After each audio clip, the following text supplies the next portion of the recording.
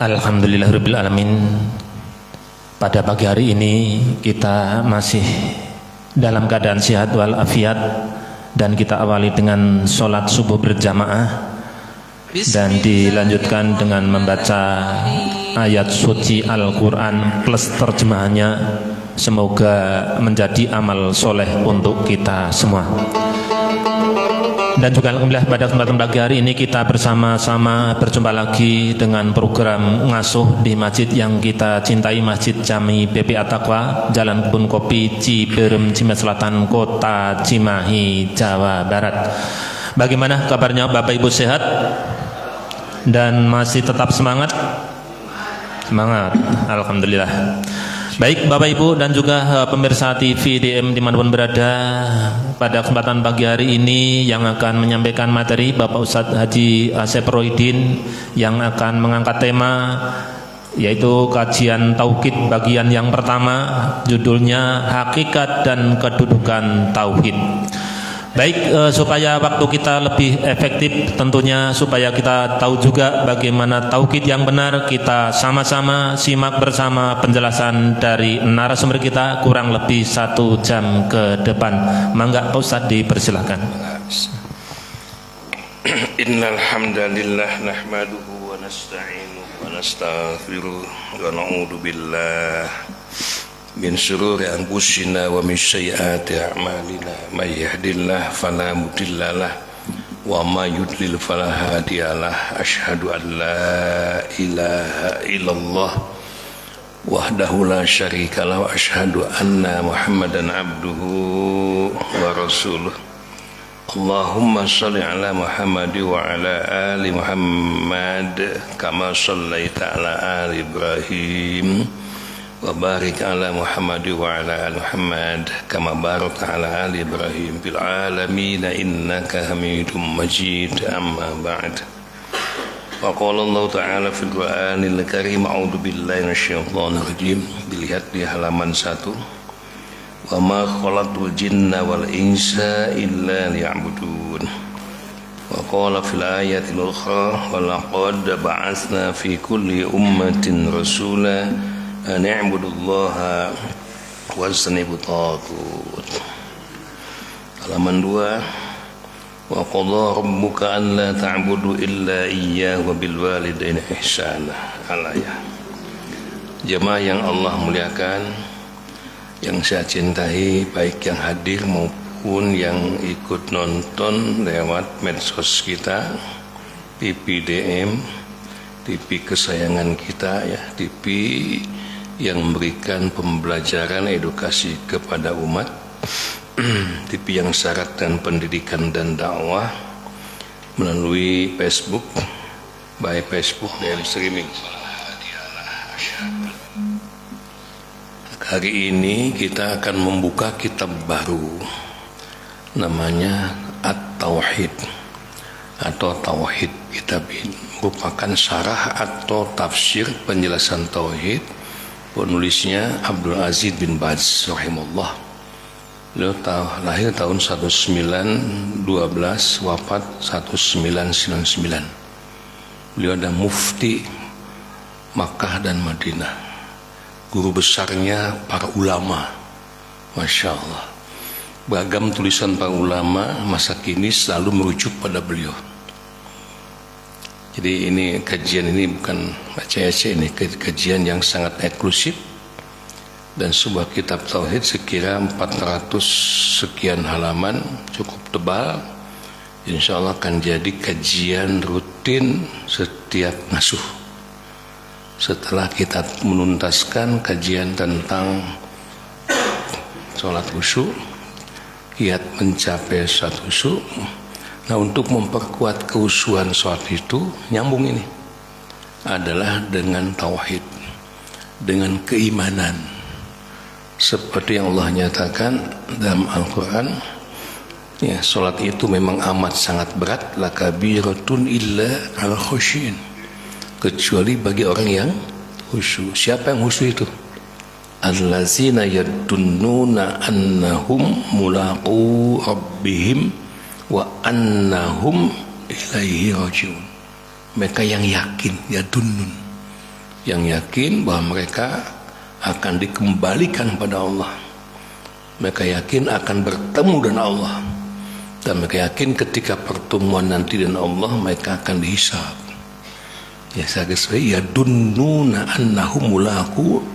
Nah, untuk mengorek lebih dalam, menjabarkan tentang ya dunnuna annahum mulaqu rabbihim, ini adalah ranah kajian tauhid.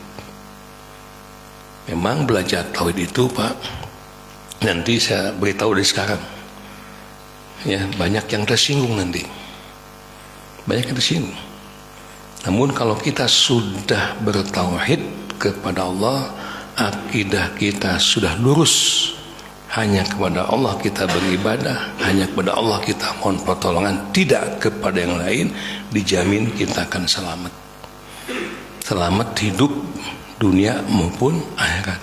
Dijamin kita akan mendapatkan kebahagiaan dunia dan akhirat. Dijamin tidak ada lagi yang ditakuti di dunia ini. Walam yasha illallah, kecuali hanya kepada Allah. Dijamin, bahkan jaminan mutlak masuk surga. Pasti, insya Allah pasti masuk surga. Kenapa saya akan bilang pasti? Nabi sendiri yang menyatakan, siapa yang di kalamul akhirnya dia berucap la ilaha illallah, kemudian dia meninggal, dakhala jannah. Nah, kalimat itu tauhid la ilaha illallah itu merupakan kajian pokok dalam tauhid. Bedakan ada ilmu tauhid, ada tauhid, beda itu. Ya. Ada ilmu tafsir dan tafsir, beda itu. Ada ilmu hadis dan hadis, beda. Yang kita kejari bukan ilmu tauhidnya, metodologinya, tapi langsung materinya.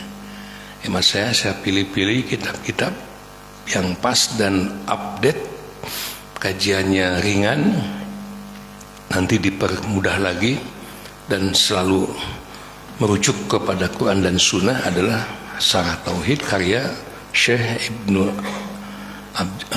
Aziz bin Baz, Abdul Aziz bin Baz rahimahullah, mufti Mekah.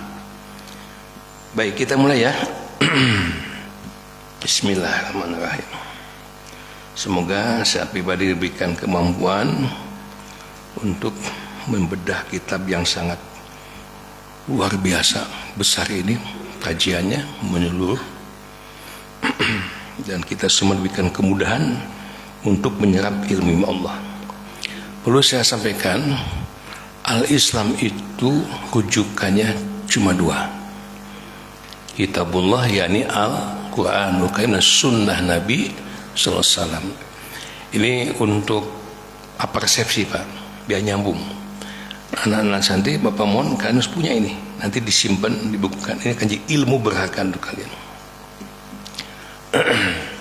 Saya sampaikan, para ulama kemudian membagi-baginya, satu Al-Quran, dua hadis ya. An-Nisa 59 itu rujukannya.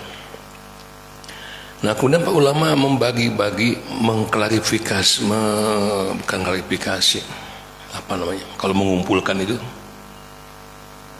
apa Deden? Merangkukan, memisah-misah A, B, C gitu ta, nah Mas.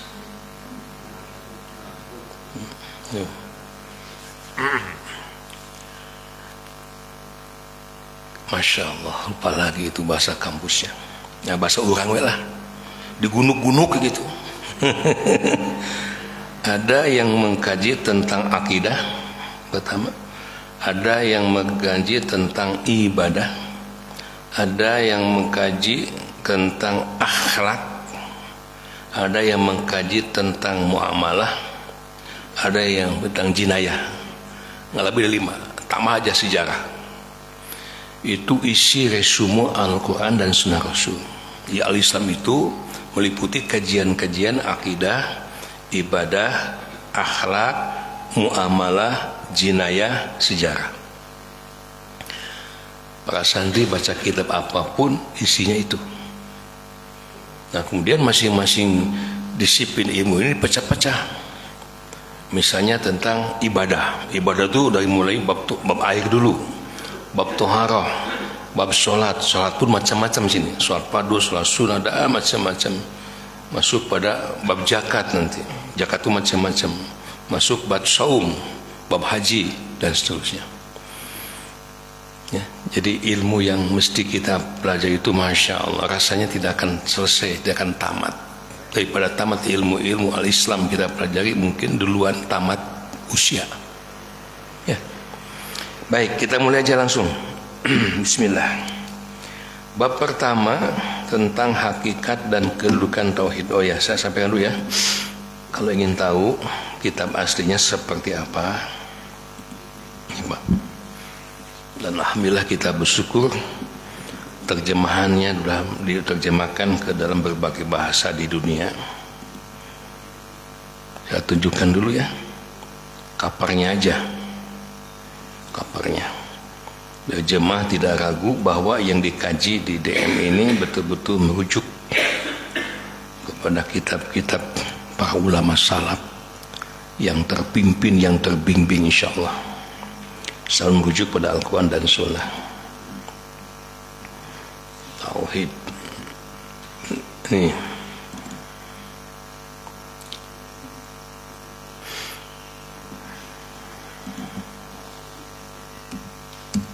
ini Pak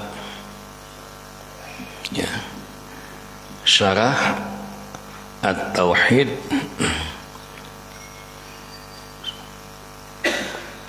Syarah kitab Tauhid Syekh bin Baz, Abdul Aziz bin Baz.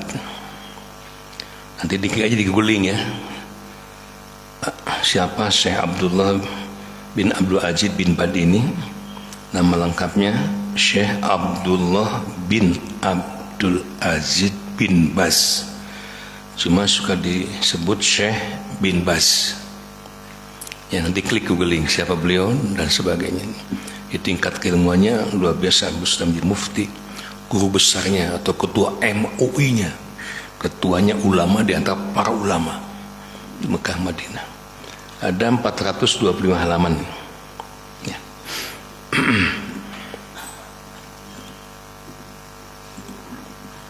Nah, di dalam kajian ngasuh ini seperti biasa saya sering menambahkan poin-poin penting semacam ini. Nomor 1 di kitab aslinya nggak ada penomoran ini. Kalau kitab-kitab ulama salaf itu tema berebet aja sampai sekian ratus halaman, tidak dibagi-bagi lagi. Nah, untuk mempermudah, ada yang disebut dengan metode dalam pembelajaran dakwah itu membuat apa yang disebut dengan pohode ini. Astagfirullahaladzim. Naunya rincian-rincian tuh. Nah, mana ya nak? Harus ditipakan kayaknya ilmunya ya, nak bisa mengetahui apa namanya Mas. Kalau kita membahas itu nete taraje ninja hamalan A B C D seberurutan, itu apa namanya itu? Seberurutan. Nah, kita udah membahas berbagai kitab hadis di jitu itu Riyadhus Shalihin. Kitab aslinya cuma tema aja. Kemarin bab 84 keutamaan malu dan perintah untuk memilikinya. Nah, saya bikin sub-sub bab, tema-tema kecil untuk mempermudah kajian. Itu Pak. Ya tentu kalau kita ingin melakukan membuat sub-sub bab, tema-tema kecil, kita harus membaca dulu keseluruhan kitab itu. Baru kita bisa, oh ini tentang ini tentang ini kajiannya, hingga umat tidak terlalu sulit untuk mempelajarinya. Astagfirullahaladzim, lupa saya. Baik, poin pertama dari bab hakikat dan kedudukan tauhid kita akan bahas tujuan Allah Subhanahu wa taala menciptakan jin dan manusia hanya untuk beribadah kepadanya. Ini bahasanya dalam, jadi mesti dipahami pelan-pelan Pak. Jadi Allah Azza wa Jalla begitu menciptakan kita umat manusia dan jin karena hanya jin dan manusia yang diperintahkan untuk beribadah kepada Allah dalam Al-Quran, tiada lain supaya mereka hanya beribadah kepada Allah. Berarti tidak boleh kepada yang lain. Ada dua ayat. Pertama Az-Zariyat 56. A'udzubillahi minasyaitonirrajim. Wa ma khalaqtul jinna wal insa illa liya'budun. Tidaklah aku, kata Allah, ciptakan bangsa jin dan manusia illa liya'buduni, kecuali supaya mereka hanya beribadah kepadaku. Ini ayat yang sangat tegas dan dikutip di bab pertama oleh Syekh bin Baz sebagai tujuan utama Allah menciptakan kita tidak ada lain kecuali hanya untuk beribadah kepada Allah. Nah, dijelaskan lebih detail di An-Nahl ayat 36. Walaqad ba'atsna fi kulli ummatin rasulah, dan sesungguhnya kami Allah telah mengutus rasul kepada setiap umat. Tadi yang kita baca surah Hud surah 12 itu Nabi siapa? Nabi Hud memperingatkan kepada umatnya supaya mereka, Nabi Syuaib memperingatkan kepada umatnya supaya tidak berbuat dosa. Kalau kalian berbuat dosa, maka kalian akan diadab seperti umat-umat terdahulu. Disebut situ umat Nabi Soleh, umat Nabi Nuh, umat Nabi Lut dan sebagainya. Artinya, walaqad ba'atsna fi kulli ummatin rasulah. Sungguh kami, kata Allah, telah mengutus rasul kepada setiap umat. Tidak ada umat manusia di alam pan ini yang tidak kedatangan rasul pada masa dan zamannya masing-masing. Apakah kedatangan langsung mereka berhadapan rasul, atau minimal mereka mendengar risalah yang disampaikan oleh para nabi rasul. Ya. Nabi itu jumlahnya ada 124.000, rasul 313. Dari 124.000 Allah memilih menjadi rasul 313. Tidak semua nabi itu rasul, tidak, tapi semua rasul pasti nabi. Dari 313 Allah memilih lagi nama-namanya diabadikan dalam Al-Quran sebanyak 25 nabi dan rasul. Berarti kita harus mempelajari lagi sisanya berapa ratus itu. Kalau 313 dikurangi 25 nabi rasul, 25 jangan pahami, kita belum tahu persis aja 25, yang satu aja belum pahami, Nabi kita Muhammad SAW. Dari 25 ini Allah memilih 5 nabi rasul yang mendapatkan anugerah ulul azmi, mereka yang betul-betul tambah dalam penderitaan. Disebutkan mimin, bukan ibu mimin, Nabi Muhammad sallallahu alaihi wasallam, terus ke atas Isa alaihissalam, terus Musa alaihissalam, terus Ibrahim alaihissalam, N-nya. Dari 5 ini Allah Azza wa Jalla memilih lagi satu pilihannya, Habibana Rasulana Muhammad sallallahu alaihi wasallam. Nah, semua nabi rasul itu di Al-Quran surah An-Nahl 36, walaqad ba'atsna fi kulli ummatin rasulah. Sungguh kami telah mengutus rasul pada setiap umat. Untuk apakah umat itu diutus pada umat manusia? Bisa lihat, umat manusia itu ya kita tahu sejak Nabi Adam kan. Pada sebelum Adam di bumi sudah ada makhluk yang mengisi. Nah, kita ini termasuk Bani Adam, keturunan Nabi Adam. Kita itu Nabi Adam aja. Terus tong mikirkan makhluk sebelum Nabi Adam. Lihat panjang ting kajiannya Nabi Adam sampai hari ini ya, sudah berapa banyak generasi itu. Untuk apa tujuan Nabi Rasul diutus? Ani'budullaha wastanibut taghut. Tujuannya 2. Ada tujuannya. 1, ani'budullaha, supaya mereka hanya beribadah kepada Allah. Santai nih, kudu melek nih, ngaji benar ini di tauhid. Yang kedua, apa yang kedua? Wastanibut tagut, yang kedua supaya mereka menjauhi tagut. Kalau perintah yang pertama saja, misalnya hanya beribadah kepada Allah saja tanpa ada larangan menyembah kepada tagut, itu belum kuat, Pak. Macam gini, Bapak merintah pada anak yang kuliah di luar kota misalnya, nah belajar yang bagus, belajar yang baik, sing getol diajarna kuliahnya biaya jadi jelema engke. Ben ke di imam can jadi jelema merenya setengah jelema yang betul dari mutakin belajarnya. Ya, mungkin itu bagus memang. Tapi di situ tidak ada pagar yang bisa menghalangi anak untuk tidak berbuat sesuatu yang tidak dikehendaki. Belajarnya bagus, tapi juga suka nge-game. Belajarnya bagus, tapi juga suka begadang misalnya.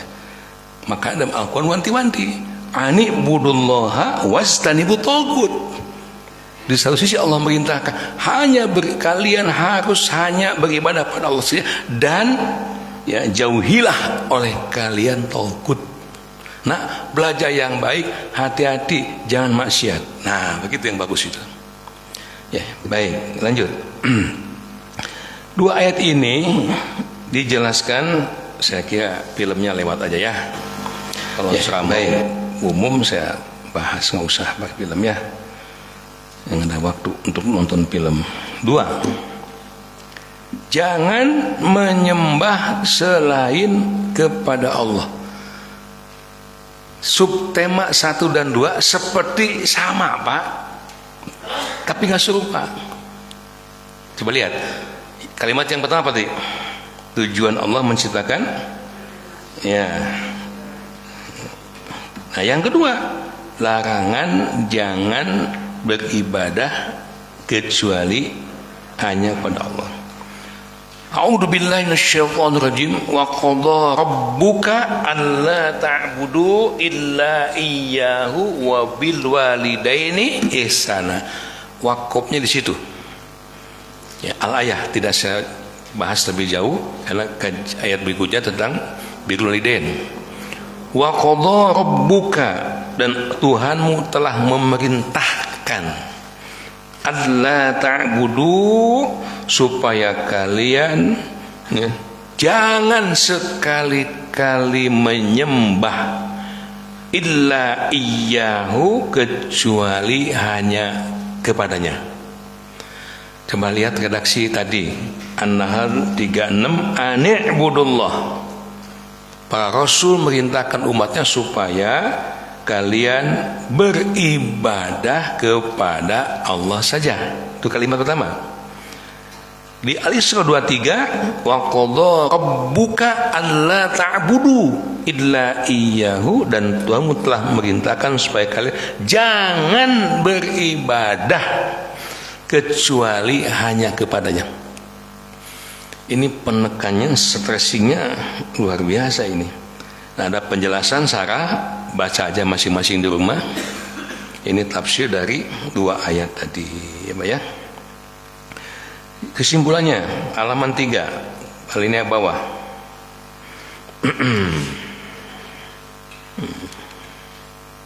Ada.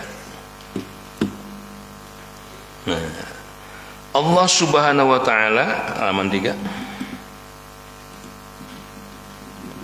Baik.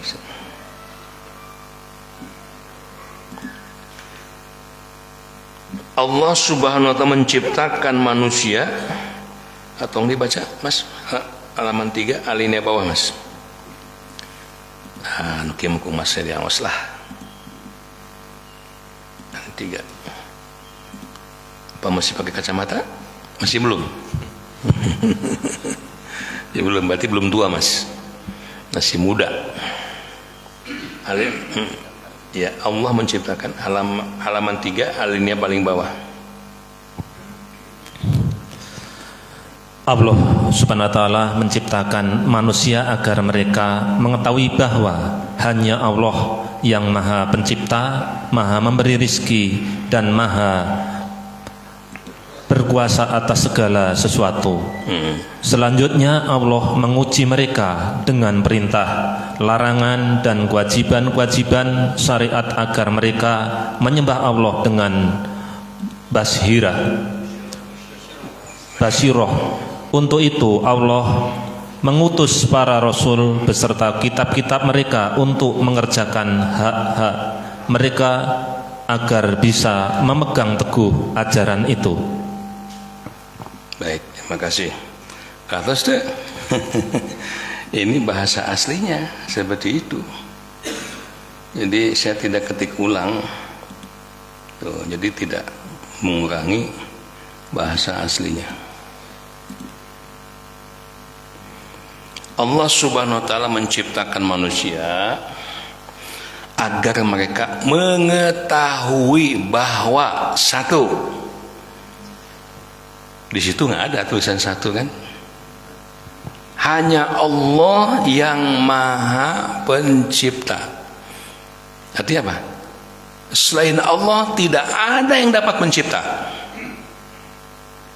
Karena manusia zaman canggih ini mereka bangga bisa menciptakan pesawat, mulai dari helikopter, bisa menciptakan mobil dan berbagai macam kecanggihannya, bisa menciptakan kapal layar dengan kecanggihannya.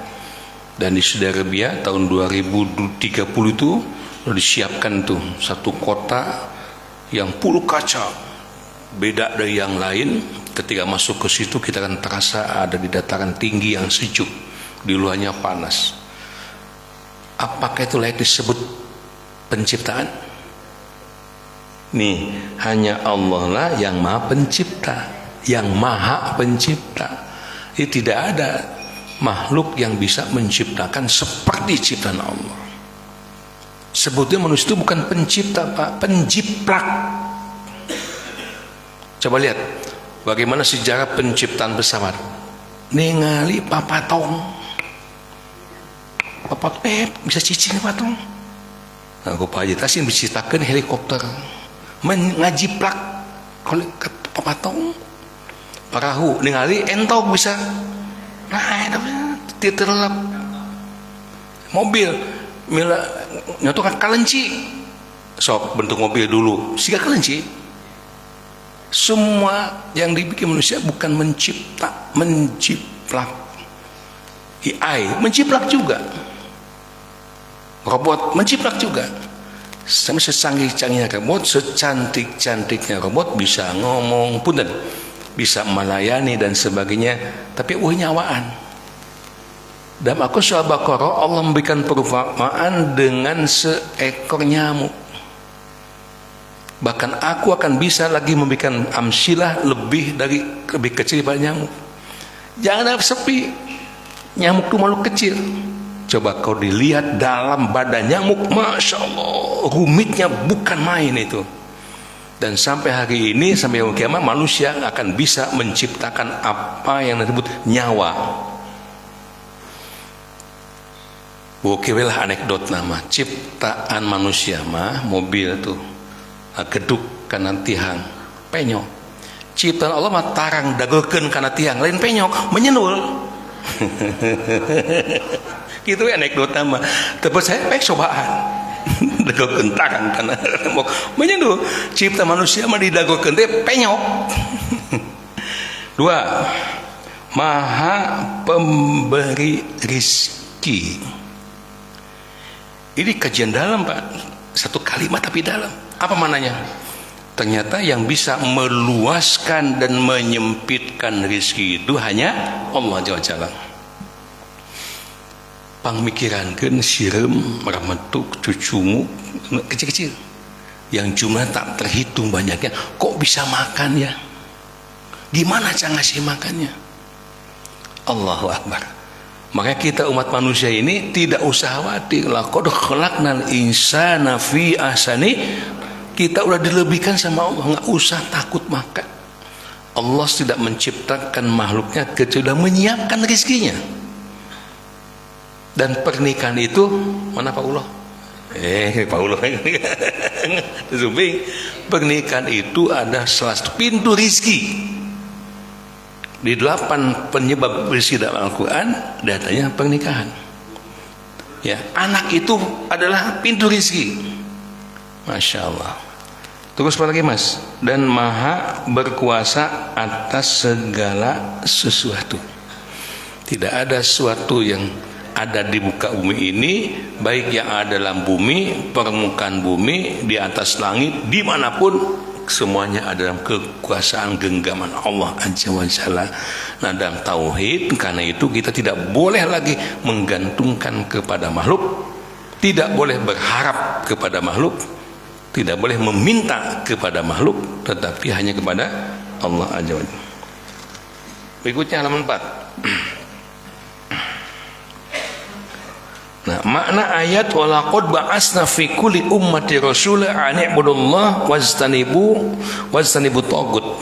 Dan sesungguhnya kami telah mengutus rasul pada setiap umat untuk menyerukan, untuk mendakwahkan, beribadahlah kalian hanya kepada Allah saja dan jauhilah tagut. Maksudnya, jadi foto kebanyakan lengkap Pak. Kan biasa kalau kita bikin materi ceramah nggak ada penjelasan begini, paling tema, subtema, ayat, terjemah, hadis, terjemah. Kenapa saya lengkapkan? Karena tauhid ini memang kajian yang cukup rumit, tapi kalau sudah paham insya Allah hati akan tenang.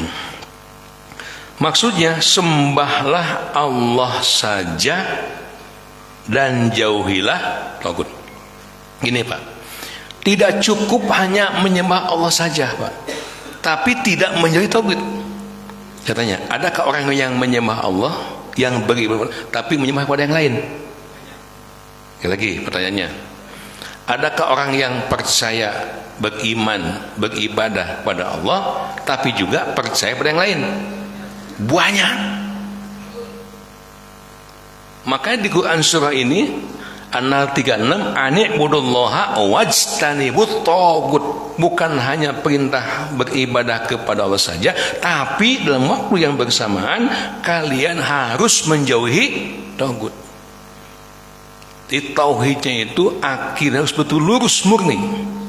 Yuk kita lihat orang zaman sekarang yang punya sembahan selain kepada Allah. Ini Pak, ini zaman now ya, zaman now. Zaman ayeuna, now teh. Nih lihat nih. Bentar saya scroll dulu dari Facebooknya dulu, nanti suaranya.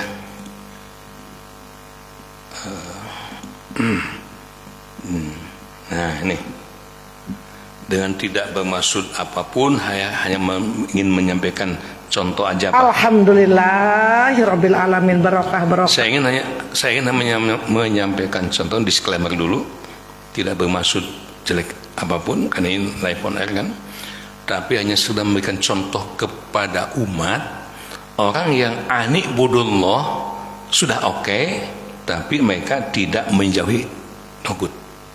Kepada Allah percaya, kepada dukun percaya, kepada Allah sangat yakin, kepada batu oke diyakini. Contoh ini nih, semoga doa-doa diijabah ya Allah. Mau mudah dengan ngalap berkah, tetapi hisab di akhirat akan susah. Krisis tauhid di negeriku tercinta, walaupun mereka sudah bersyahadat dan mengakui ada pencipta yaitu Allah Ta'ala, namun perilakunya menjerumuskan kepada kesyirikan. Konon dipercaya, siapa yang bisa menyatukan tangan kanan dan kirinya di belakang punggung dari batu tersebut, maka hajatnya akan terkabul. Dan mereka katakan semua ini dengan izin Allah. Ya, iblis juga menyesatkan manusia dengan izin Allah. Beginilah perilaku seorang yang tak memahami hakikat tauhid, hanya sekedar mengakui Allah sebagai pencipta, namun syirik dalam hal meminta. Kenapa ini banyak dilakukan orang? Orang yang bisa nyen batu dinya tah di harapan sit. Ku ustad we di kasih narasi, ieu teh lain batu samanea, batu 10 manea meunang ngalanna ge di Jabal Rahmah. Karena ustad yang ngomong banyak pasti ikut. Sok mau rezeki mau apakah dia datang minta ke ustaz dah cium batu 7 kali diciuman. Kenapa mereka maunya menyesatkan umat seperti itu? Ada yang tahu jawabannya? Tunggu jawab Pak. Nih satu lagi. Dah. Jadi sekarang ini perilaku orang udah aneh-aneh. Masjid dipakai joget-joget, kuburan dipakai ritual ibadah. Ini zaman now. Sekali lagi, kenapa maunya mereka mengadakan acara ritual seperti ini, seperti umat pada zaman Nabi Syuaib itu, pada zaman Nabi Lut, pada zaman Nabi Soleh dan Nabi yang lain, termasuk Nabi Musa. Dibikinlah sapi dari emas, si kursi samir kita tak. Nabi Musa sedang tidak ada, sedang mendapat tugas Allah Azza wa Jalla selama 40 hari mendapat wahyu, ternyata dibikinlah sapi dari emas disembah-sembah. Kenapa? Karena samir itu tokoh di situ. Tangan kanan Nabi Musa alaihissalam katakan seperti itu. Itu. Saya tanya, kenapa kok orang-orang pintar ya tanda kutip itu, tapi mau menyesatkan umat? Tahu jawabannya? Nih jawabannya.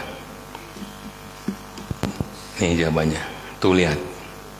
Nah tuh neng, kuburan diciuman, masya Allah. Ting kuburan saat apa? Ternyata alasannya, nih Pak, masya Allah dibulak-balik ciumnya itu. Nih jawabannya. Naon? Kurus. Proyek atuh Pak. Allahu Akbar. Jadi agama hanya jadikan sebagai cangkang aja, bungkus aja, ujung-ujung menyesatkan umat, neangan pulus. Allahu Akbar. Ketika saya ke Mesir, ada satu kota namanya Fustat. Di situ ada masjid besar, di dalamnya ada makam Imam Asy-Syafi'i. Saya jaga ke sana. Dijaga banget, wangi banget, kulambunya tinggi banget. Ini mah gampang, klik aja makam Imam Syafi'i dapat. Dulu mah Pak harus ke Mesir. Nah, sebelum masuk ada seorang katakanlah pengurus masjid, bagus suaranya, ngaji dan sebagainya. Ya, kemudian Ustaz mau kemana? Saya mau ziarah ke makam Imam Syafi'i. Boleh, silakan. Dibukakan. Pas saya ningali handap itu, masya Allah di dalam kuburan itu balatak duit Pak. Dan diantaranya saya nemukan uang rupiah. Setelah uang di situ ada KTP, kartu nama, tulisan dan sebagainya. Saya tanya, ini ngapain? Mereka itu bertawasul. Ketika mereka punya hajat, ditulis di kertas kecil. Saya mau nyari jodoh yang nikah. Saya mau dagang, saya mau kuliah, saya masuk ke situ. Dan setelah itu mereka ngasih uang dialungkan ke situ. Dan setelah para pengunjung pulang, dibuka jika tadi ada. Na'udzubillah, seorang imam besar yang menegakkan tauhid, ternyata Allahu Akbar, banyak orang yang salah kaprah. Mereka ziarah bukan mendekatkan kepada kematian, mendekatkan kepada akhirat, tetapi berbuat kemusyrikan. Baik, saya kira cukup ya. Dosa itu panjang dimas gitu ya. Yang lainnya selebihnya dibaca Bu. Ya, dibaca aja. Harus dibaca ini. Ya. Nyieun ieu teh hese. Upados janten ilmu insya Allah nanti tadi dibaca dipahami, pekan depan tanyakan, kita sama-sama sharing supaya mantap tauhidnya ya. Karena waktunya terbatas Pak, kayaknya lihat bagian konsumsi terus nyiapkan mesti ke Bojong Tingis. Ada manasik haji sekarang ya. Kami juga akan ke Sukabumi 2 titik, di kami ke Jampang Tengah insya Allah. Mas, ada pertanyaan silakan. Baik Bapak Ibu, alhamdulillah kita sudah sama-sama menyimak materi yang disampaikan oleh narasumber kita bab tauhid bagian yang pertama tentunya, dan ini materinya ada 8 halaman baru sampai halaman yang keempat. Namun tentunya kesempatan masih ada, barangkali ada yang perlu disampaikan untuk pada kesempatan pagi hari ini, dipersilahkan mungkin untuk bapak-bapaknya yang akan bertanya di seputar tema ataupun di luar tema. Mangga. Tes. Mangga, bismillah. Bismillahirrahmanirrahim. Assalamualaikum warahmatullahi wabarakatuh. Waalaikumsalam warahmatullahi wabarakatuh. Izin bertanya Pak Ustadz. Mangga, Pak. Mungkin bahasannya di luar Pak Ustadz ya. Insyaallah. Ingin bertanya terkait fitnah Pak Ustadz. Nah, kalau misalnya orang yang memfitnah itu udah jelas lah, itu kan lebih kejam dari pembunuhan ya Pak Ustadz. Nah, bagaimana kaitannya dengan orang-orang yang ikut-ikutan memfitnah? Apakah disamakan dengan orang yang memfitnah Pak Ustadz? Ya. Mungkin itu saja pertanyaan dari saya. Assalamualaikum warahmatullahi wabarakatuh. Waalaikumsalam warahmatullahi wabarakatuh. Silakan yang lain. Baik, di belakang Pak Deden masih ada? Mungkin dari ibu-ibunya ada, Bu? Belum ada, mungkin langsung dijawab. Terima kasih. Yang nonton di PDM juga tolong nanti dilihat Mas ya. Baik, al-fitnah itu asyadu minal qatl. Allah menegaskan bahwa fitnah itu lebih kejam daripada pembunuhan. Kita jelaskan dulu ini. Kenapa fitnah lebih kejam pembunuhan? Karena dampaknya apa? Kalau seorang berkelahi, misalnya contoh naudzubillah, yang satu mati, yang satu hidup. Jadi dia merusak, menghilangkan nyawa seorang. Kalau fitnah, sebuah rumah tangga bisa hancur. Tawuran bisa terjadi antar kampung, bahkan negara dengan negara bisa perang karena fitnah. Makanya dosanya lebih kejam daripada pembunuhan, lebih keras daripada pembunuhan. Ya, kita lihat contoh dalam Quran surah An-Nur itu. Nabi yang mulia Muhammad Rasulullah SAW pun pernah kena badai dalam rumah tangganya. Ketika dengan Aisyah Ummi ini kena fitnah, sampai Abu Bakar Siddiq beliau sedih nangis menghampiri putrinya, jangan kau berbuat seperti pada Rasul. Rasul pun sampai menghina beberapa saat. Ternyata fitnah itu tidak hanya menimpa kita, termasuk baginda Nabi yang mulia pun tertimpa. Ya tentu bagi para Nabi Rasul dan bagi hamba-hamba yang beriman, ini merupakan salah satu ujian. Apa yang mesti lakukan? Ya tentu kalau fitnah jangan dibiarkan, harus diklarifikasi Pak, harus dihadirkan semua pihak, bicara satu meja, mesti itu. Karena berarti dampaknya akan kemana-mana. Perjuangan bisa kandas setengah jalan ketika ada fitnah yang tidak segera diselesaikan. Hati-hati itu ya. Dan penyebab fitnah itu siapa lagi kalau bukan orang munafik ya. 3 kan si munafik, idza haddasa kadzaba, kalau ngomong bohong, wa idza wa'ada akhlafa, kalau janji dia ingkar, wa idza tu'mina khana, kalau dia amanat dia khianat. Tukang fitnah itu jelas munafik. Di Al-Quran surah Al-Jurat, coba lihat pas ayat 8. Jika datang kepadamu idja'a, Ustaz, dibantu Ustaz. Idja'akum fasiqun binaba'in fattabayanu. Jika datang kepadamu orang-orang fasik binaba'in, menyampaikan berita-berita besar yang cenderung berita itu ya, menjelekkan ya, cenderung berisi fitnah, berisi gibah, maka apa kata Allah? Fattabayanu. Langkah awal adalah tabayyun, buktikan dulu, adakan klarifikasi. Kalau diperlukan hadirkan semua pihak. Allah menyebut inja'akum fasiqun, ada munafiqun, ada fasikun, dua-duanya finar sarua, dilanjutkan. Fasikun itu seorang yang ngaku muslim tapi banyak melakukan dosa-dosa besar, merusak kenyamanan kehidupan kaum muslimin. Ya, sampai pada pertanyaan, gimana kalau orang yang membantu? Ya sama tuh. Ya, siapa yang membantu ya kejahatan, ya sama, dia termasuk ke dalamnya. Hadirin sekalian, kenapa itu ketika cak-cak itu ada perintah boleh membunuhnya? Tahu nggak sejarahnya? Ketika Nabi Ibrahim alaihissalam dibakar api, kalaupun cak-cak tidak akan pengaruh, tapi dia menghembus-hembuskan supaya api terus nyala. Tetapi sebaliknya, apa lagi? Laba-laba misalnya, terus apa lagi? Burung merpati misalnya, itu dipelihara. Semut misalnya, nggak boleh dibunuh itu. Ada Quran namanya an-namau. Artinya siapa yang ikut andil di dalamnya, baik andil kebaikan, andil dalam keburukan, ya sama konsekuensinya, dia berdosa. Itu. Contoh, kata dalil. Andai kata kita sebagai orang tua membiarkan anak tidak sholat, membiarkan anak berbuat maksiat, membiarkan istri tidak mengenakan jilbab untuk aurat, misalnya contoh.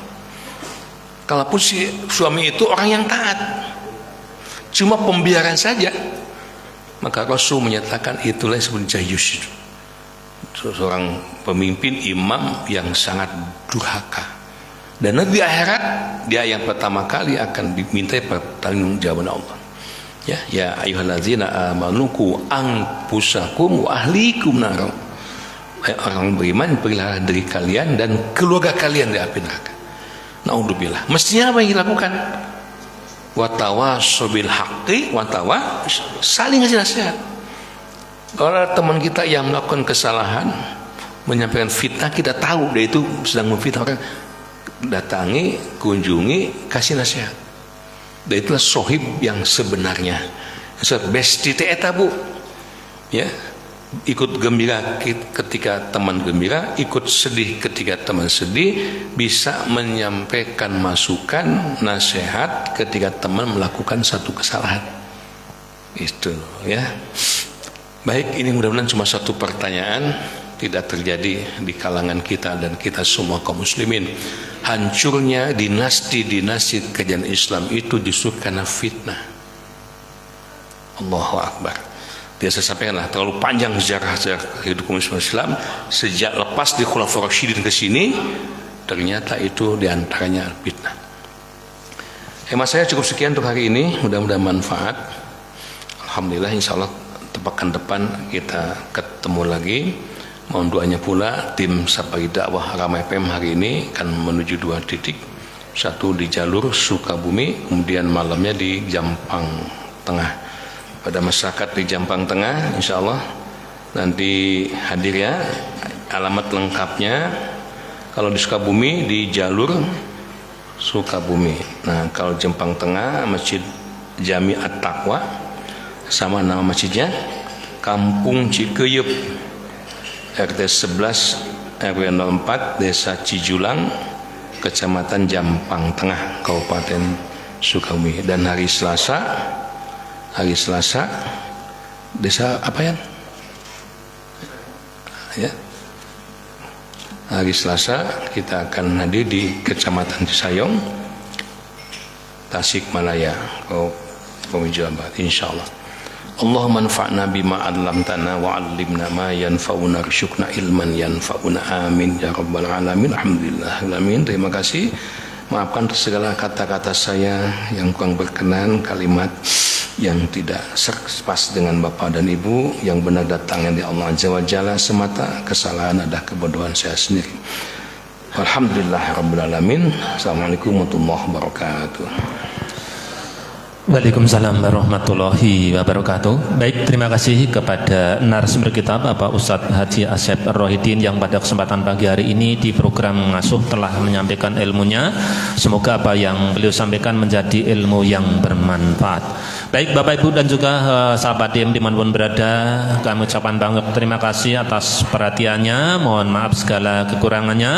Dan pagi hari ini kita akhiri alhamdulillahirabbil alamin. Subhanaka Allahumma wa bihamdika asyhadu la ilaha illa anta astaghfiruka wa atubu ilaik. Assalamualaikum warahmatullahi wabarakatuh.